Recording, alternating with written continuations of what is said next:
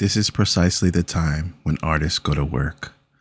There is no time for despair, no place for self-pity, no need for silence, no room for fear. We speak, we write, we do language. That is how civilizations heal. That's from Toni Morrison.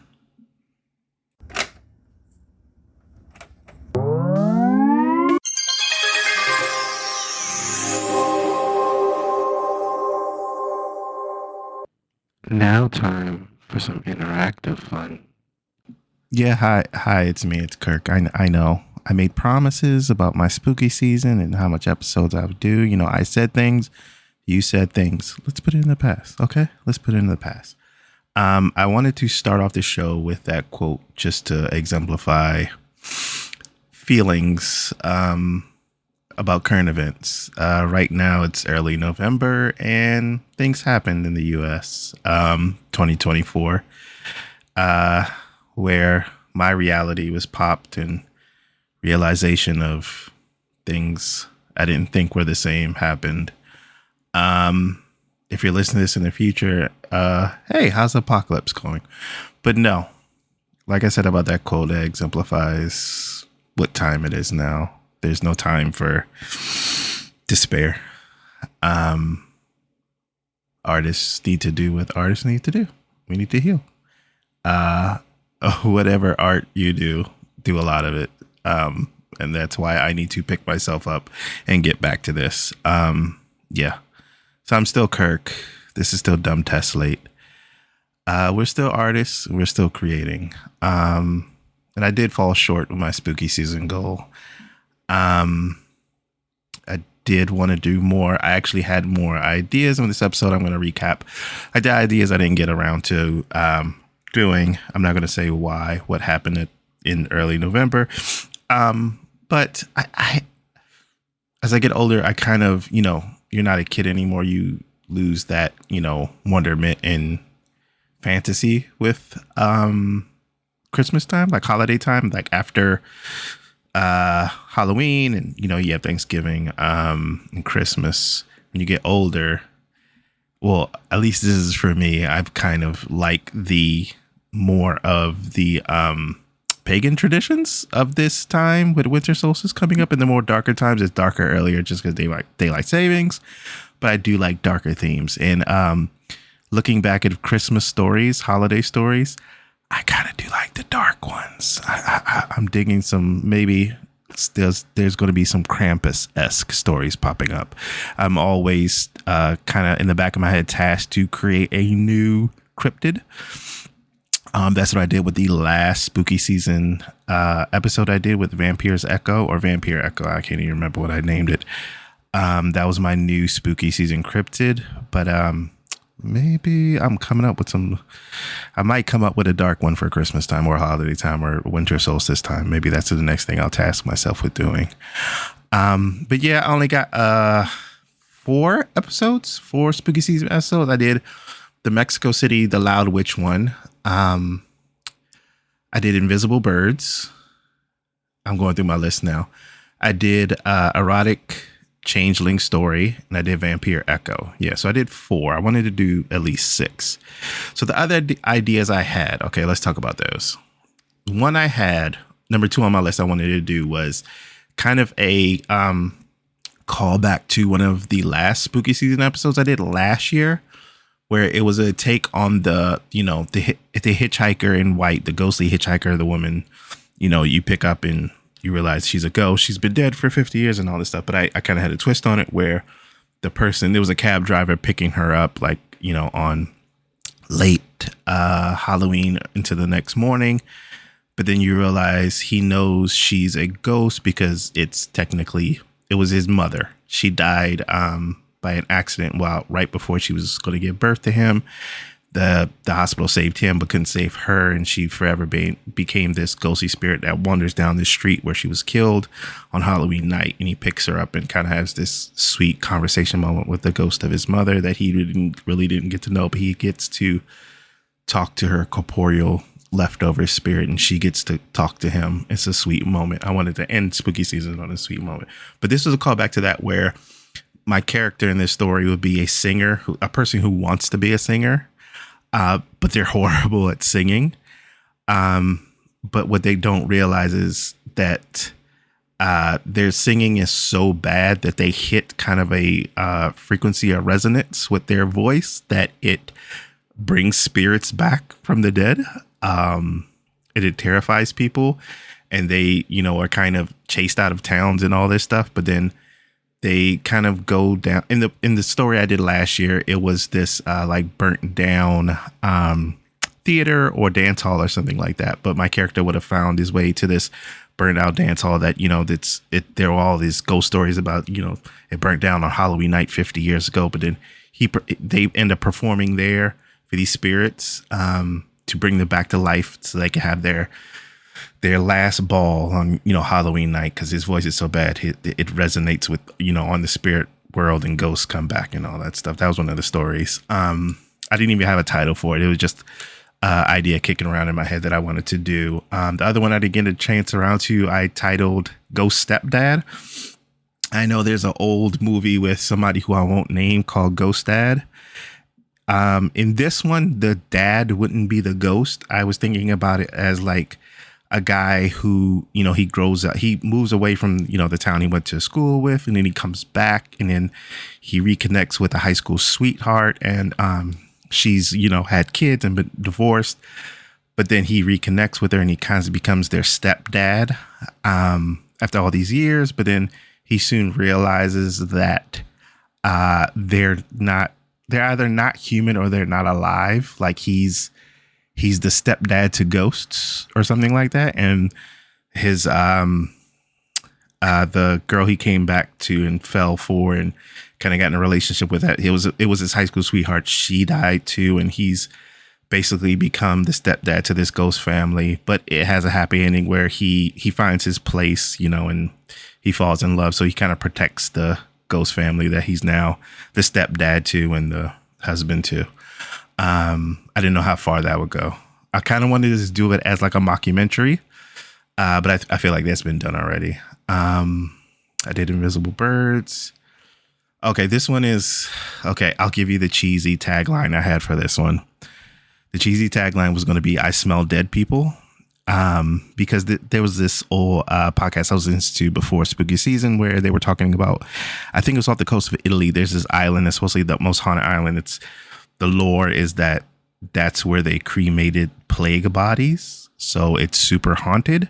But there's ash on the ground from all these years that's supposedly, if you walk through it, the spirits will come back up. And I was saying that this person visited that island, which nobody's allowed to go to anymore. They like snuck on there, and somehow they breathed in the ash. And so they got spirits in their olfactory senses, and they can smell dead people. So as cheesy as that is, it's going to come back. I'm going to kind of repurpose that, because the last spooky season story I did this year, Vampire's Echo, I want to continue that story. I don't want to just be a one-off for spooky season. I kind of want to, since that was my new cryptid, my new turn on a cryptid of vampires, that vampires live within human bodies to, catch you back up. There was a cryptid about, I wanted vampires to have a different lore, that they're not these things that live in coffins and, they're not like Interview with a Vampire or Dracula or anything. They live inside a person's body. They feed slowly off of them. They could come back for one night. So the I smell dead people, I'm going to incorporate that. I'll get to that later on. So another story I wanted to do was to take on this. I was reading this book called A Clutch of Vampires. It's an old book I found in a used bookstore. And it was telling this story about, it's called A Certain Shoemaker. And I wanted to build a story off of this. It was set in 1518, where it's kind of the path or the origin story of vampires a lot in certain countries, where the town would think someone is dead and bury them. And then a lot of times it was people getting buried alive, or something will happen where somebody dies of a plague and they bury them, and everybody in their family gets sick, and they're saying this person is coming back from the dead. And when they will exhume the body, there will be fresh blood, or the body will look bloated, or it will look decomposed. And then, but in reality, it's science that sometimes bodies don't look how they should if you dig them up too early, and that's kind of the people would take the bodies and then chop the heads off or chop them in pieces or burn them and all that stuff. And this story said about this town, it was a certain shoemaker who died. They buried him, and there was all these tales about him coming back and haunting his family members or his customers and all this stuff. So I will have this story about that was a real thing, that this certain shoemaker, because he had an important part in this town, he knew everyone's secrets. So when he was buried, in the lore about him coming back to life, all the figureheads, all the leaders in this town were so afraid that this person that knew all their secrets was going to come back and expose them. They told everyone that it was a vampire. We had to destroy it. When actuality, it wasn't. It was just, a person, their body decomposing in a different way. But this one, a certain shoemaker, I'm going to also reuse this one in my Vampires Echo expansion of the story.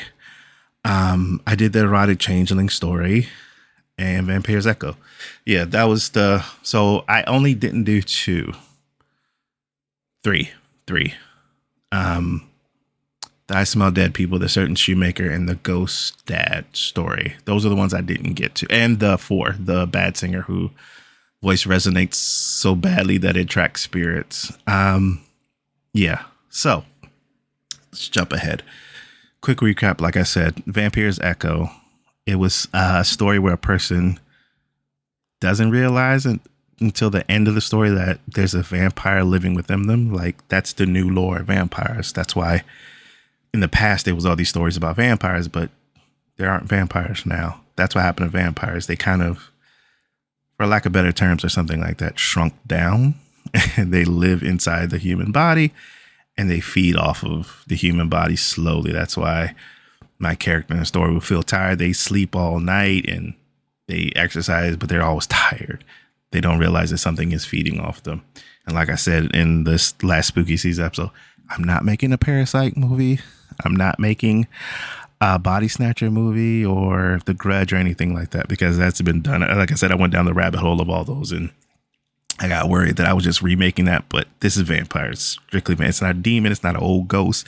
It's nothing like that. It's a vampire. We're writing a new vampire lore. And I named it like Vampire because I wanted to just name it something different from the early vampire stories. Like I said, I was reading this old vampire book, A Clutch of Vampires, or The Vampire's Clutch. I can't remember. But like I said, I wanted to add from these two stories that I didn't do. The certain shoemaker. So to kind of back my story, my vampire story, Vampire Echo story up in the past, it could be that vampires, they maybe had that old lore that was true, where they would, be in the coffin, and after they're dead, they turn someone into a vampire. That whole old lore, bite them on the neck. But they would be hunted out of existence, so they figured out a way to remain in the human body. So it could start from there. Like the whole thing of a certain shoemaker story was that all these people's fears led them to believe this person who recently is deceased was a vampire, but it's not actually true.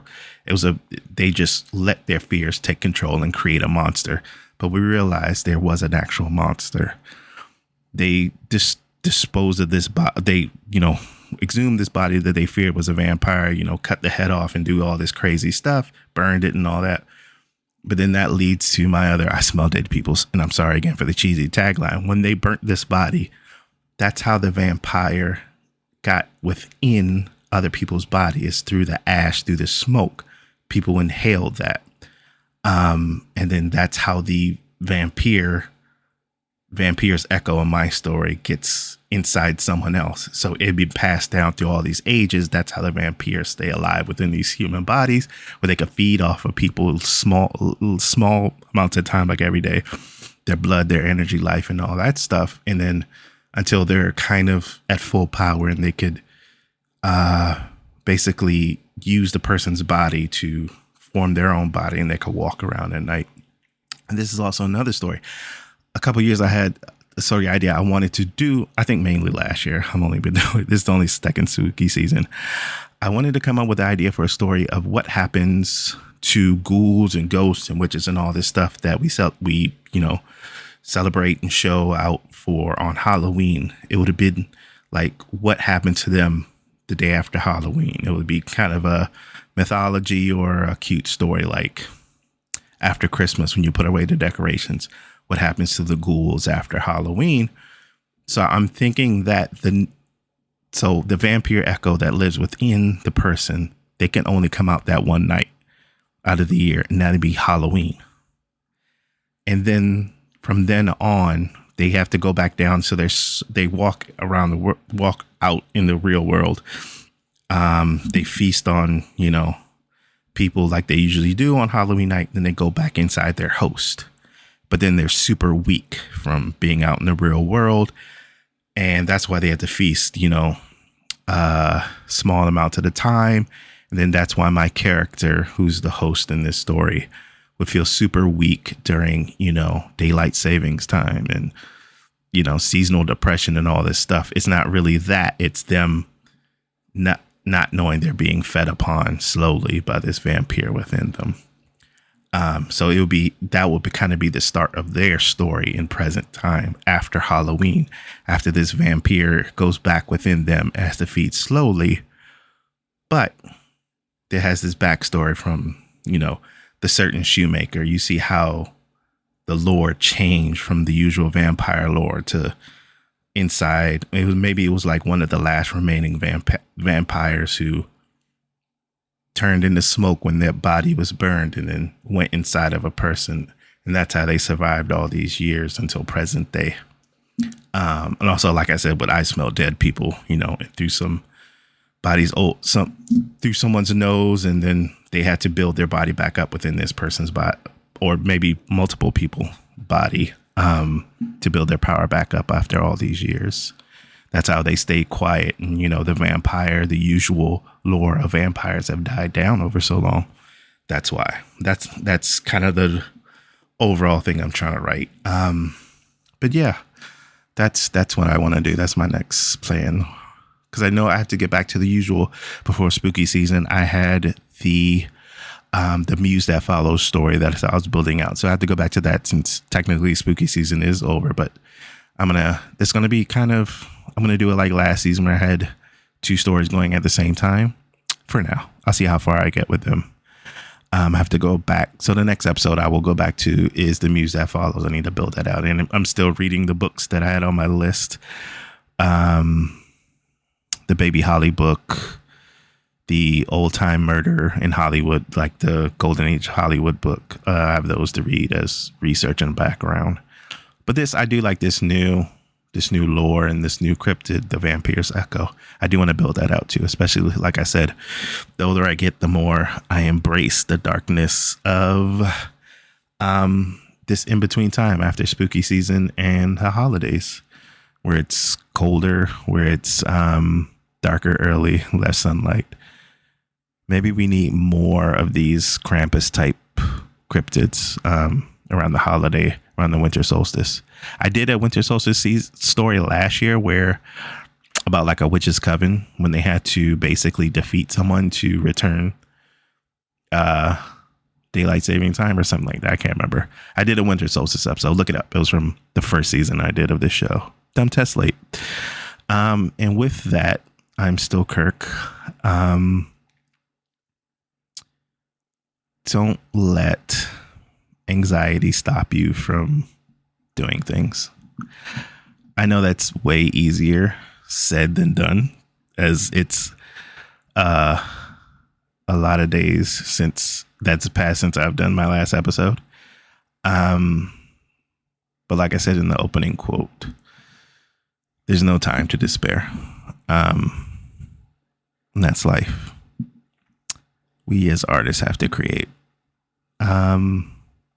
Because who knows when somebody will hear this, or how it, distracts them, or how it makes them think about something else. Sometimes we need good distractions. Hopefully this is a good distraction for someone. But thanks for listening. I will continue to do this until the soon upcoming apocalypse, the end of times. No, let me stop being despair or a Debbie Downer.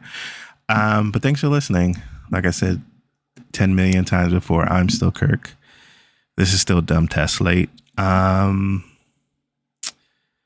Be good to yourselves. Bye.